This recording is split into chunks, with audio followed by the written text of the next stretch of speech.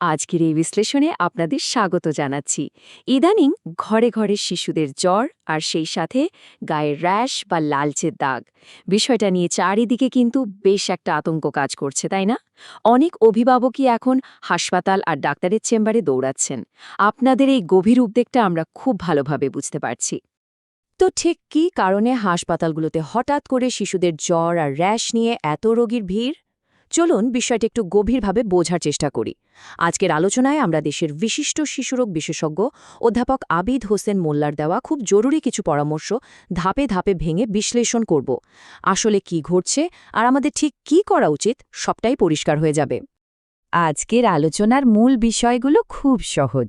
আমরা জানব হামের প্রাদুর্ভাব, এর প্রাথমিক লক্ষণ, বাড়িতে কিভাবে যত্ন নেবেন, কখন হাসপাতালে ছোটানোটা একদম বাধ্যতামূলক, আর সবশেষে টিকার ভূমিকা। ব্যাস, এই তো। শুরুতেই আসা যাক হামের প্রাদুর্ভাব এবং এর আসল ঝুঁকিগুলোর কথায়। এখানে সবচেয়ে গুরুত্বপূর্ণ পয়েন্টটি হল হাম বা মিজলস আসলে কি। সহজ কথায় এটি মারাত্মক ছোঁয়াচে একটি ভাইরাস। কিন্তু এর সবচেয়ে ভয়ঙ্কর দিকটা জানেন? হাম শুধু নিজেই ক্ষতি করে না, এটি সাময়িকভাবে শিশুর নিজস্ব রোগ প্রতিরোধ ক্ষমতা বা ইমিউনিটিকে একেবারে ধ্বংস করে দেয়। মানে শরীরের দরজায় যেন তালা ভেঙে দেয়, যাতে অন্য যে কোনো ব্যাকটেরিয়া বা জীবাণু খুব সহজেই ঢুকে পড়তে পারে। এবার চলুন দেখে নিই প্রাথমিক লক্ষণগুলো ঠিক কিভাবে আর কখন প্রকাশ পায়। লক্ষণ চেনার ক্ষেত্রে সময়টা কিন্তু ভীষণ ক্রুশিয়াল। প্রথম দিন দেখবেন বাচ্চার খুব জ্বর, সাথে কাশি, সর্দি আর চোখ লাল। কিন্তু গেম চেঞ্জের মুহূর্তটা আসে ঠিক 4 দিনের মাথায়। জ্বরের 4 নম্বর দিনে শিশুর মুখ থেকে শুরু করে সারা শরীরে লালচে র্যাশ বা দাগ বের হতে শুরু করে। এই দিনটার দিকে একদম তীক্ষ্ণ নজর রাখতে হবে। আর মনে রাখবেন, র্যাশ ওঠার দিন থেকে হিসাব করে পরবর্তী অন্তত 5 দিন শিশুটিকে অন্য সুস্থ বাচ্চাদের থেকে পুরোপুরি আলাদা বা আইসোলেশনে রাখতে হবে। এখন আপনারা ভাবতে পারেন, শুধু জ্বরের জন্য এত কড়াকড়ি কেন? কারণ এই ভাইরাসটা থেকে এমন কিছু জটিলতা হতে পারে যা আক্ষরিক অর্থে শিশুর জীবনের জন্য মারাত্মক হুমকি, যেমন ধরুন নিউমোনিয়া বা সিভিয়ার ডায়রিয়া। সবচেয়ে আতঙ্কের বিষয় হল হাম শিশুর শরীর থেকে ভিটামিন এ এত দ্রুত শুষে নেয় যে চোখের পানি শুকিয়ে গিয়ে বাচ্চাটা চিরতরে অন্ধ পর্যন্ত হয়ে যেতে পারে।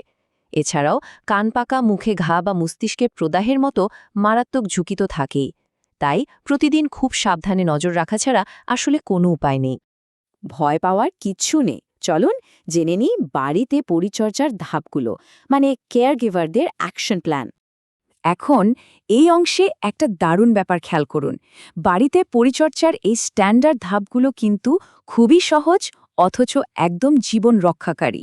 প্রথমত, সন্দেহ হলেই ডাক্তারের কাছে যান এবং ওই যে বললাম, র্যাশ ওঠার পর থেকে অন্তত 5 দিন শিশুকে আলাদা রাখুন। দ্বিতীয়ত, স্বাভাবিক খাবার আর পানি কোনোভাবেই বন্ধ করা যাবে না। আর তৃতীয়ত, ডাক্তারের পরামর্শে টানা 2 দিন 2টি উচ্চ ক্ষমতা সম্পূর্ণ ভিটামিন এ ক্যাপসুল খাওয়াতে হবে। একদম সিম্পল, তাই না? এখানে অধ্যাপক মোল্লার দেওয়া একটা ভীষণ স্পেসিফিক আর ক্রিটিক্যাল তথ্য শেয়ার করছি। হাম হওয়ার পর যদি দেখেন শিশুর দেখতে কষ্ট হচ্ছে বা চোখের মনি ঘোলাটে লাগছে, তবে 14 দিনের মাথায় অবশ্যই তাকে তৃতীয় আরেকটি ভিটামিন এ ক্যাপসুল দিতে হবে। চিরস্থায়ী অন্ধত্ব ঠেকাতে এই একটা পদক্ষেপ আক্ষরিক অর্থেই ম্যাজিকের মতো কাজ করে। তবে সব পরিস্থিতি কিন্তু বাড়িতে সামলানো যায় না। তাই এবার জানব হাসপাতালে নেওয়ার বিপদ চিহ্নগুলো সম্পর্কে। কিছু লক্ষণ আছে যেগুলো দেখলে বুঝবেন বাড়িতে রাখাটার মোটেও নিরাপদ নয়। যেমন ধরুন, বাচ্চার শ্বাসকষ্ট হচ্ছে বা বারবার বমি করছে, খিঁচুনি হচ্ছে, কিংবা হঠাৎ একেবারে নেতিয়ে পড়েছে। এমনকি চোখের মনি ঘোলা হয়ে আসা বা মুখের ভেতর গভীর ঘা, এগুলোর যে কোনো একটি, মাত্র একটি লক্ষণও যদি দেখেন, তবে এক মুহূর্ত দেরি করবেন না, সরাসরি হাসপাতালে ছুটতে হবে। আর এই তুলনাটা দেখলেই বুঝতে পারবেন দুটো চিকিৎসার পার্থক্য কতটা স্পষ্ট। একদিকে সাধারণ লক্ষণে বাড়িতে রেখে 5 দিনের আইসোলেশন, খাওয়া দাওয়া আর ভিটামিন এ দেওয়া। অন্যদিকে বিপদচিহ্ন দেখা দিলেই কোনো কথা নেই, সরাসরি হাসপাতাল, আলাদা ওয়ার্ডে আইসোলেশন আর নিবিড় চিকিৎসা। কখন কি করতে হবে তা নিয়ে মনে বিন্দুমাত্র সন্দেহ রাখাই চলবে না।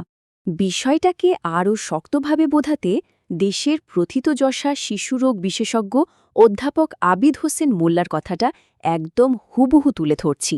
তিনি জোর দিয়ে বলেছেন, হামে আক্রান্ত শিশুর যদি কোনো বিপদচিহ্ন দেখা দেয় তাহলে দেরি না করে হাসপাতালে নিতে হবে।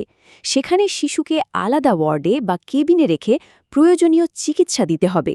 বুঝতেই পারছেন এই মেডিকেল প্রোটোকলটা কতটা সিরিয়াস। সব শেষে চলুন একটু বড় পরিসরে দেখি কিভাবে এই রোগের প্রাদুর্ভাব আটকানো যায়, মানে টিকার ভূমিকাটা আসলে কি। হামের মতো এমন মারাত্মক একটা রোগ থেকে বাঁচার সবচেয়ে বড় ঢাল হল টিকা। ২০২৫ সালের ডেটা অনুযায়ী দেশের ৫ বছরের কম বয়সী শিশুদের মধ্যে ৮৮% শিশুই এমআর টিকার ২টি ডোজ পেয়ে গেছে। এই এমআর বা মিজলস রুবেলা টিকাটা কিন্তু দারুণ একটা জিনিস। নিয়ম অনুযায়ী শিশুর ৯ মাস বয়সে প্রথম ডোজ এবং ১৫ মাস বয়সে দ্বিতীয় ডোজ দিতে হয়। যারা ঠিক সময়ে এই দুটো ডোজ নিয়েছে তারা প্রায় সারা জীবনের জন্য এই ছোঁয়াচে রোগ থেকে একদম সেফ। তাহলে আপনাদের মনে প্রশ্ন আসতে পারে, ৮৮% শিশু টিকা পাওয়ার পরেও কেন আবার হামে প্রকোপ দেখা দিচ্ছে? চলুন দেখি বিষয়টা কিভাবে ঘটছে। এর প্রধান কারণ, এখনও অনেক এলাকার কিছু শিশু টিকা পায়নি বা হয়তো দ্বিতীয় ডোজটা মিস করে গেছে। এই টিকাবঞ্চিত শিশুদের মাধ্যমেই রোগটা আগুনের মতো ছড়িয়ে পড়ে। আবার খুব রেয়ার কিছু ক্ষেত্রে টিকা নেওয়ার পরেও শরীরে পর্যাপ্ত অ্যান্টিবডি তৈরি না হলে পুনরায় হাম হতে পারে।